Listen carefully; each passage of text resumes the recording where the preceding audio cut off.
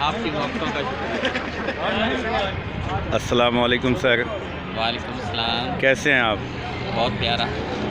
آج کا موسم آپ کو کیسا محسوس ہو رہا ہے؟ اللہ کی رحمتیں فیل کر رہے ہیں جناب، اللہ کا شکر ہے، اس گرمی کے موسم میں بہت اچھا۔ آپ یہ بتائیں کہ پاکستان میں جو زندگی گزارنا آسان ہو گیا ہے یا مشکل ہو گیا ہے؟ جس طرح کے حکمران ہیں ان کے ہوتے ہوئے تو مشکل ہی ہے۔ اچھا، یعنی کہ یہ سارا معاملہ حکمرانوں پہ؟ صاف ظاہر ہے، انصاف اگر ہوگا ریاست میں تو لوگ خوشحال ہوں گے۔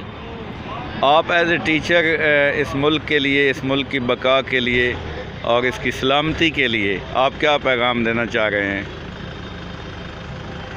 بس ایک ہی ہے کہ بھئی غلط کو غلط کہیں، صحیح کو صحیح کہیں۔